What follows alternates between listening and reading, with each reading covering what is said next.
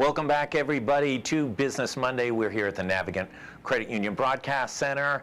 I am here with Mr. Saul Kaplan, founder, chief catalyst of Business Innovation Factory, who is slapped all over Forbes magazine for being, what is it, one of the 5 coolest cats? What was the designation by Forbes?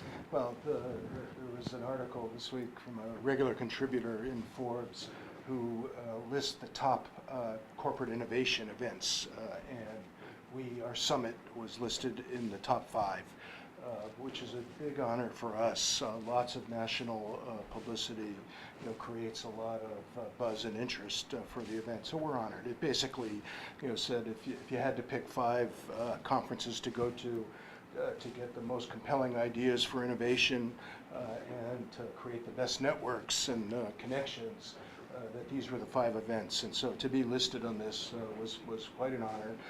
It happened while I was away in Kansas City last week. So it just convinces me I should travel more.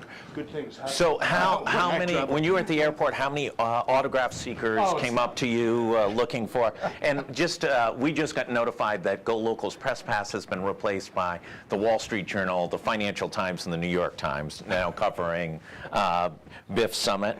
Congratulations, that's well deserved. It is one of the great events. It is that brain stretcher. And that's really how they described it. It's one of those things to really expand how you think about business and what you're doing with your organization. And I think it's more leaders would understand that if you want to learn something new, you don't go to the same events every year with the same people in your industry, that talk about the same types of solutions. Nothing new comes out of those discussions. And so events like ours are designed to help stretch your thinking, to learn from people outside of your industry. But you have to be willing to do it. You have to put yourself in the environment to do it. So it's not everybody's cup of tea, but you would think more and more leaders would understand that they need to collide with what I call the unusual suspects, to learn from new perspectives. And if you look at their travel schedule, in their calendar, the only meetings they go to are industry meetings where it's the same people year in, year out, all looking over each other's shoulder to see what they can copy from someone else in the industry. Doesn't really drive an innovation agenda. No, and the more mature the industry, actually, the less information is shared. In our space in digital media, when the first events, summits, trade shows, whatever you want to call, were much more organic and there was much more free flow of ideas, and now they're very guarded and they're close to the vest, and they're almost press. Which makes it even worse, because if you're not sharing what you're doing, you're not open to new thinking, and the people that you're working with are a closed community. And innovation more and more works by exposing at the edges what you're doing, because you can't predict it, and so that's kind of a catch-22. Right? Absolutely. The closer I keep it inside and I work in an insular way with just the people I'm comfortable with, the less likely I am to get exposed to new ideas. If you're not uncomfortable and you're not traveling at the edge, you're highly unlikely to see the latest trends and to be able to act on them. So we take that to heart, and we organize our event and all the work we do throughout the year that way. More random collisions, more willingness to combine and recombine things that you wouldn't expect to go together to actually change the customer value equation. It sounds simple, but we don't do it. Let's talk about random collisions or unrandom collisions. Gary and I spent the better part of half an hour talking about UHIP. We're up to $647 million to build a technology platform. I want me one of those contracts, let me tell you that. You came out of that space. That is literally how you earned your bones. At what point, I'll try and keep you out of the political fray. Well, thank you. But at what point do you just have to say, and just to give you the historical perspective, the first scope of work under Governor Chafee was for $119 million. The next scope of work was the major expansion to really the structure that it's now under Governor Raimondo is $246 million. We're now $400 million above that secondary scope of work. You know, at some point, do you contemplate pulling the plug? Well, it's the gift that keeps on giving here, isn't it? It ain't giving to taxpayers of the United States of America or Rhode Islanders, and it's not giving to the end user. I mean, that's the end user are the most needy people in the state of Rhode Island, and the lines are still there, and the failure of the system is still there, and there's not compliance with the federal requirements of delivering a system. Yeah, well, you reference back to the work I did when I was at Accenture, one of the big systems building houses. I was the strategy guy, so the systems guys hated me, right? Because I was the guy that came in to frame, what are we here for? Before we start spending all this money, what are we trying to do? Throughout the process, right? Our teams were always the ones to make sure that we're still in alignment with the strategy. Right. And as it became clear that it was going to take more time or more resource, let's take the time to reassess, is this still on strategy?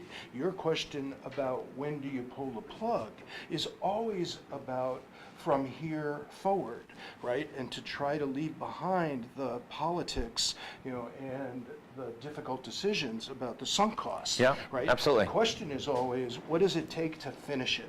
What does it take to stay on strategy and to get the benefit that you're actually looking for? So if you're not constantly doing that analysis at every milestone, you find yourself in a situation where you get very far down the path. If you keep projects going because it's politically difficult to stop it, right?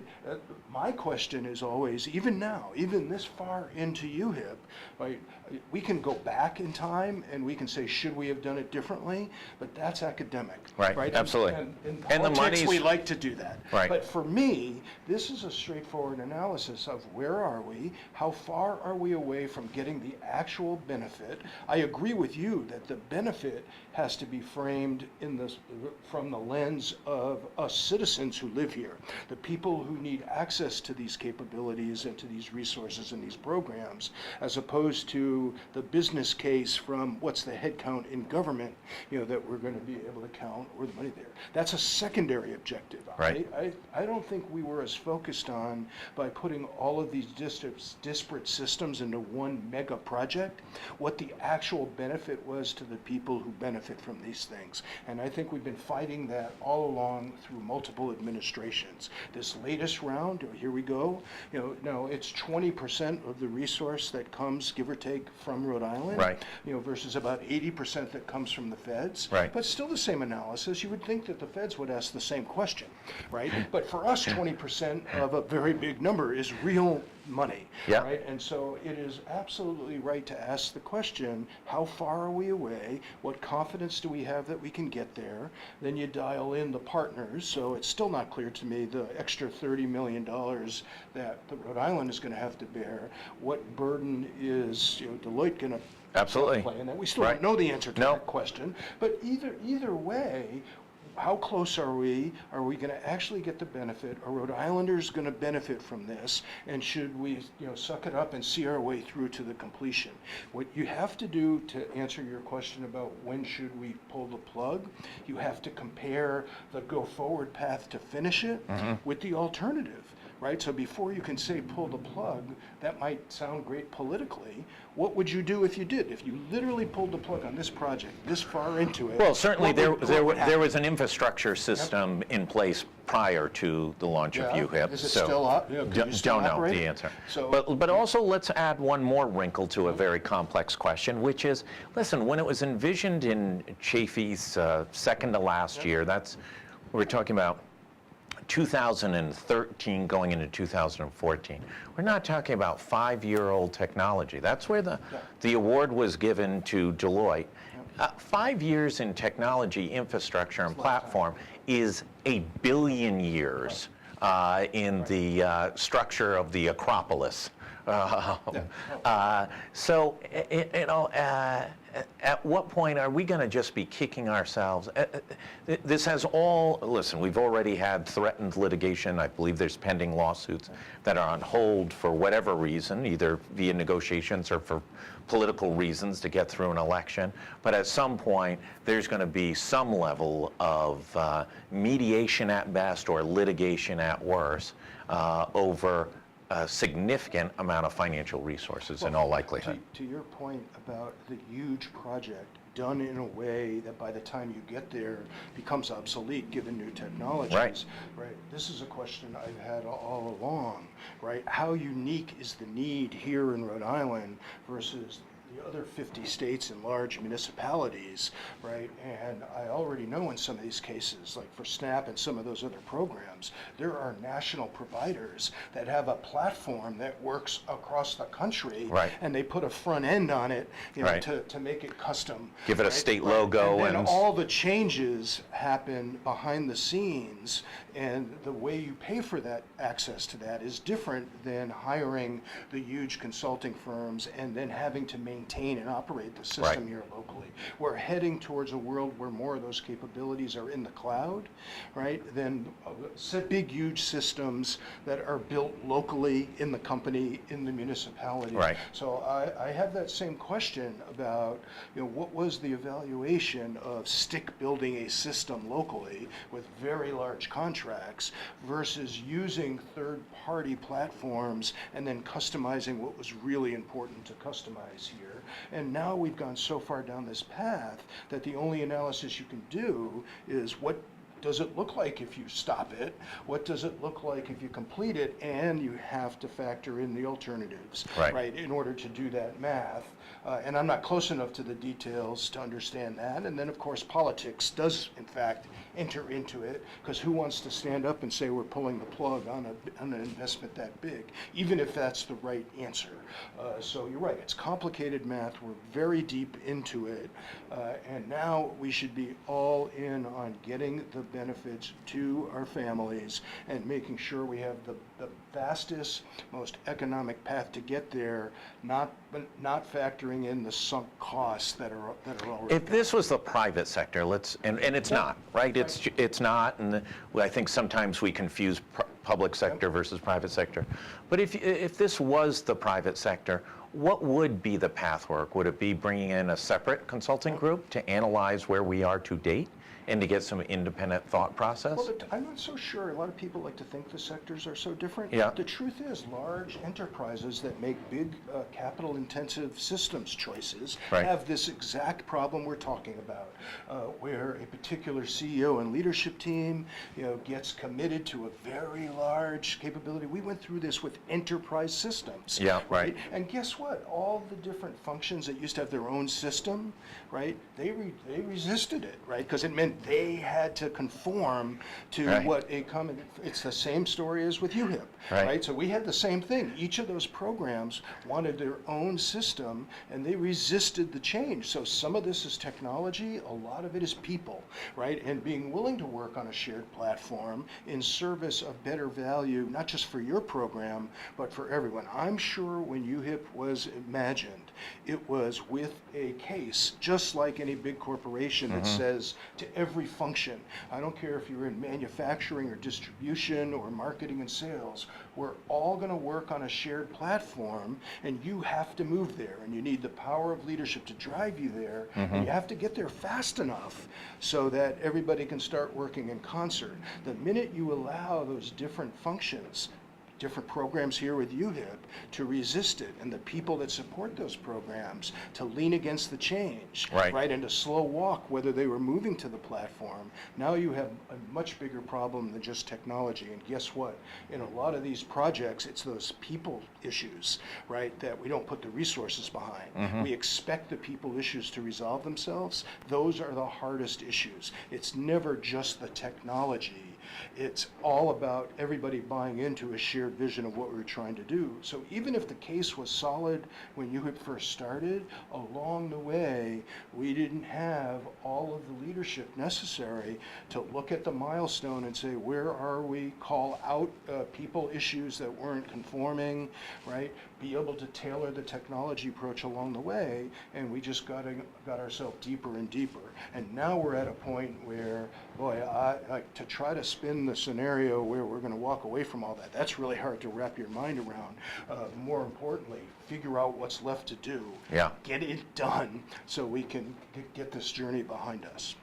Is there any likelihood that a 6-year-old technology of cobbled together customized software and database management is likely to have a long shelf life in this world today? You know, but you have to look beyond just the technology and the system solution. Let's look at those programs. We could ask the same question. These are the same families that benefit from lots of disparate programs. Maybe what we needed to reimagine was the way we support families in Rhode Island, as opposed to these programs that come from lots of different federal agencies and come together like right at the family level, but one program doesn't talk to the other program. Yeah, no, absolutely not. So this isn't just what technology to use, right? This is about what's the job to be done here? How are we helping families, and how are we using resources to help the families improve their well-being and to get better outcomes? And what we should have looked at is, let's change the way those actual programs work. Let's use the same amount of money to have more impact, you know, at the family level. Well, but when we started, we only had $119 million. Now we have $647 million. And we still haven't solved the problem. That's right. And we haven't changed any of the programs yet either. So during the lunch breaks of BIF Summit, do you think you could throw out a little case history to all the attendees and do a giant whiteboard brainstorming session to try and take on this issue? Everybody at the BIF Summit has been in debacles like this in their companies and their communities, and they are wired to come up with new approaches and different ways to solve the problem. One thing I love about the community is we don't admire the problem and whine about it. We don't point fingers at each other and say, you know, it's your fault that we're here or your fault that it's here. We're all about, as a community, right? Here's the problem. Let's get it right in front of us. Who are we trying to help here? Families, right? What do they actually need? And then we don't accept any of the constraints. We want, like, change the federal program, change the bureaucracy, change the technology, change whatever lever you need to change in order to fix the problem. And what happens is we work on every aspect of that and we lose sight of what we were trying to do in the first place. Did you ever go to Tom Monahan's creative training boot camp? I never did. So Tom Monahan, he's quite good. I know. He's great at it, and he's one of the legendary advertising executive creative director in America. And at his camps that he does, one of the things he does is reverse engineers a problem and says, let's design the worst of something. Right? So if it's a mattress, it's going to be wet, and there's going to be spikes sticking out of it, and it's going to smell, and all those things, and then you invert it. It kind of feels like with UHIP, we did the first part of Tom's exercise. We just haven't done that reverse engineering. Easy, fast, inexpensive, mobile, available to everybody. Here's the most frustrating part of this conversation here in Rhode Island. We're small enough where the number of families we have to help is a known number. Right. You know, we could actually get to know every family, the names, the people in the family, what it is that they need in order to move forward, and we could put together programs that were more specific to individual families. Instead, what we have are 800 programs, federal, state, none of which talk to each other, and we get frustrated because then the tax burden is too high. Absolutely. Right? And so the solution is easier to say than to do, is to exactly what you just said. How about we actually work with the families? By the way, for $647 million, we could add a caseworker assigned to every single family. Let's jump over to, we've seen some reverberations in the social media networks, Facebook and Twitter, both seeing hemorrhaging on their stock valuations. Have we hit a milestone on these, on Facebook and Twitter, in which maybe these companies have hit a level of maturity and now may start to see a different projection? Well, I do think that we've certainly had some correction, and we've certainly had some tough questions about what are these platforms for? Right. What are the implications for society? And so these questions are not going away. And so whether or not these platforms and their owners are going to be able to continue to grow through it, and be able to figure out how to keep consumers pleased and to deal with some of these issues remains to be seen, right? You could make a case that some of these things might be at their peak, right. And you're going to start seeing a new generation of platforms and tools that are closer to the customer and better suited to the needs. But there's no evidence of that yet. Even some of the curveballs that have been thrown at Facebook, yeah. right? Leave Twitter aside; it's a different case for at least for Facebook. There's no evidence yet, that Mark Zuckerberg or the leadership team are thinking about a different model, right? Right now they seem to be on a path of powering through this. Yeah, and adding more ornaments to the tree. And they took a correction. They yeah, took a big yeah. hit in terms of their market cap, but they're so huge. I mean, Apple, now $1 trillion, and Right. Facebook kind of behind them. These numbers sound huge to us. To them, it's paper worth. We'll see how they power through it. I do think that there are a lot of tough questions that need to be answered about the role these technologies play in our lives, and I think you're going to see some new models emerge, right? Not just one size fits all or one winner takes all. And I think you see the capital markets changing. If you look at some of the IPO market for some of these tech players that are trying to position themselves to become public, whether Right. it's Uber or Airbnb, right? I think a couple of things have changed, right? There's all these questions that you're talking about the role of these platforms, in addressing these issues. There's also the sources of capital. All of a sudden, private equity, and very large amounts of capital are coming in, keeping these companies private for much longer. Right. Because when you go public, right, now that's a whole different level of scrutiny and transparency than when you're private, right? So if you're part of the ownership interest of these companies, You want them right, cleaned up pretty good. You want them cleaned up pretty good. You also, if you can extend the runway and stay private longer and keep raising the capital, if you can get $17 billion of capital without going public and issuing any stock, why would you go public? Right. And so the question is, at what point do we actually convert this? And it gets back to, and we've talked about this, we've had some local instances. At what point do you need to some of the folks want to take some chips off the table, right? So going public is a nice way to do that because you can sell stock into it. Right. When it's privately held, how do you commercialize your ownership interests? There's some of that, but anything you can do to delay it, and now what's happening with Uber and Airbnb is you would have thought they would have gone public already, Right. Because the market is pretty good. But Spectacular. there's a lot of tough questions for tech and tech platforms, and there's a lot of interest in private equity. I read some rumor the other day that maybe Warren Buffett puts a big chunk of change into Uber that's already raised $17 billion. Right. So why would you go public? Right. If you didn't have to.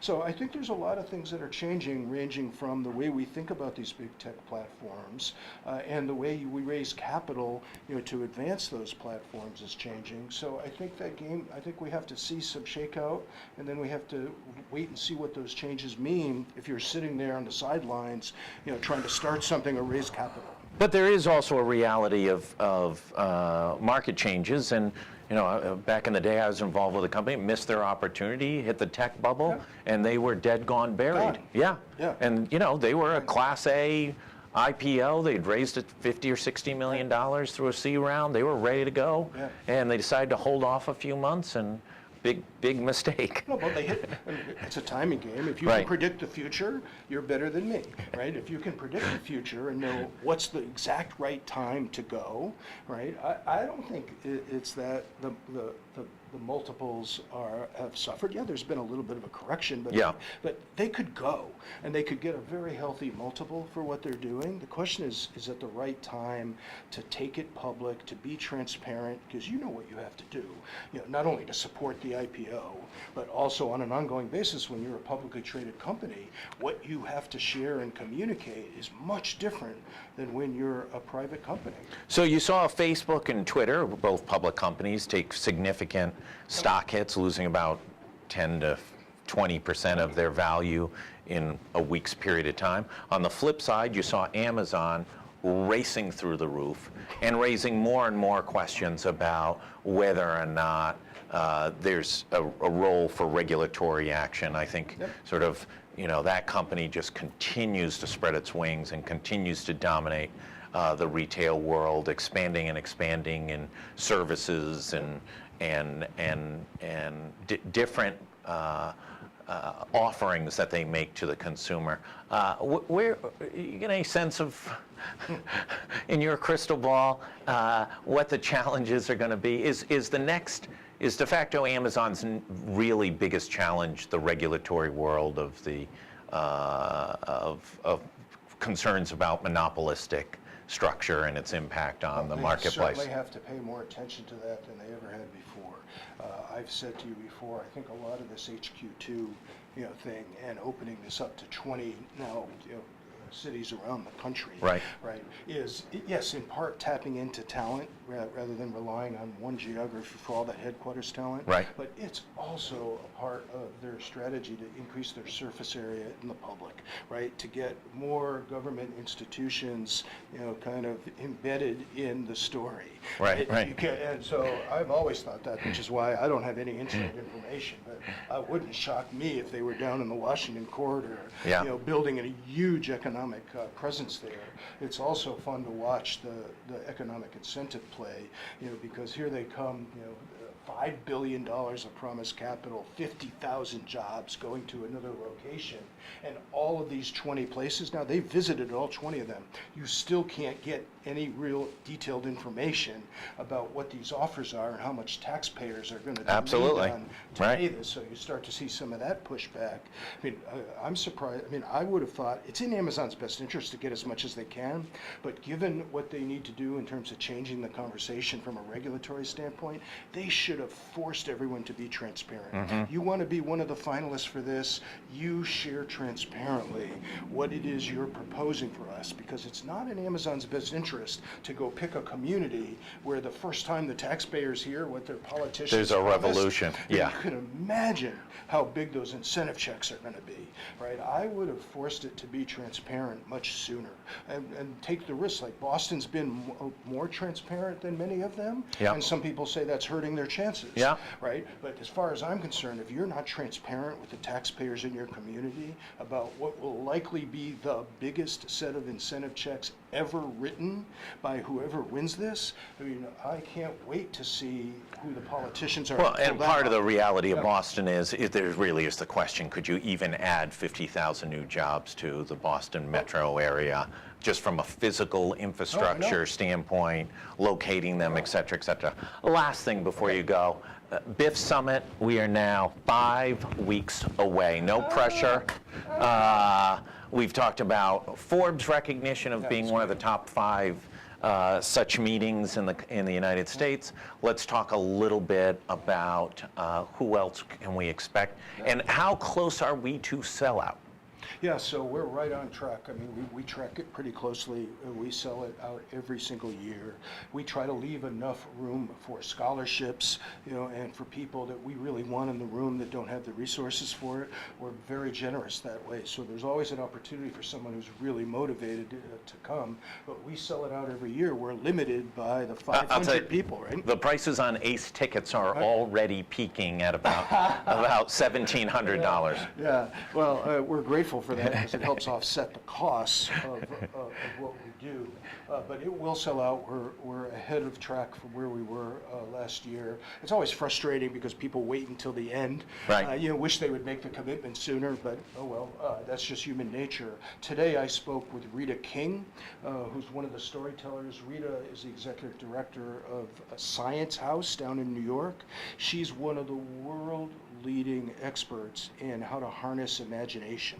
and makes the case that imagination is not just for the creative types, and and the rest of us, wait for them imaginative people to come home. She tries to coax the imagination out in every single one of us, and tries to help us figure out how to integrate what's next into what's now, to change what's happening on the ground in your company, for yourself personally, in your community. And she's as smart and articulate as it gets in talking about how to unleash your imagination to make your communities, companies, and yourselves better. She is awesome. And I'm so glad she's joining us here in Providence on the 13th and 14th of September. Excellent.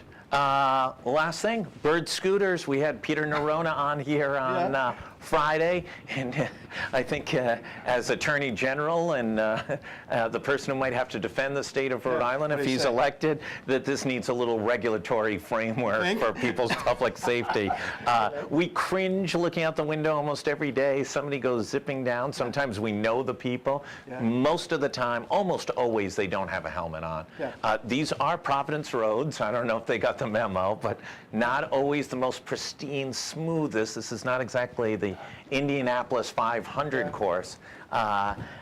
Is this an example of innovation right on the edge of? I don't know if I would call scooters, and it's not exactly rocket science to create a motorized scooter. The business model around it is kind of interesting, and here's my view on the regulation. You can never regulate out ahead of innovation. All of these things, and so as new technologies and capabilities kind of emerge, I think we should we should be receptive to them and want and to welcome them, and then we should have a new way of thinking about regulation to balance the interests of But do we have to right? wait till the horrible accident and the poor kid who gets brain damage? I don't know or how do you we regulate for everything in advance, and I also, the kind of regulation that makes me kind of shiver is regulation in the form of somebody advocating because those scooters compete with us. Right? Like, I'm sorry. We want to be about innovation here. We're going to allow innovation to come in, and if you have to compete harder or work harder, to serve customer needs, I'm sorry for that, but you're going to be better off. The kind of regulation we need is what's the citizen's interest. Right. What's the citizen's interest to make sure that we are appropriately protecting the safety of our citizens? That I get, and we need that, right? And so we need a legislature that understands new technology, has the capacity to have a good debate about it, and knows how to keep the private commercial interests out who are just trying to block it because they don't want other alternative services offered here in Rhode Island. But the only barrier from operating one, even outside the suggested regulatory structure, is to have a smartphone. Right, that's the only barrier. You just need a smartphone to be able to. But there's more and more technologies that are going to look like that, that with low barriers, easy to put out there. And so like what I would say to Peter is, great. If you get elected, you're going to come into that role during a time where how we think about regulation and protecting the citizen has to evolve and innovate the same way the technologies are. Right, and you got to keep up with it. The job isn't going to change, and you can't allow overreach on the regulatory side. You have 2 lunches What? at BIF Summit? Two lunches. So day 1, you're going to fix UHIP. Day 2, you're going to come up with the regulatory structure for the Bird Scooter. I want to thank everybody for tuning in. Thank Saul Kaplan for joining us as always, and thanks our friends over at the Navigant Credit Union, and of course at Deepwater Wind for all their support. Tomorrow we'll be back, and I think we've got 2 hours with our friends here with Rachel Nunes and with Kate Nagel. Thanks everybody, stay cool.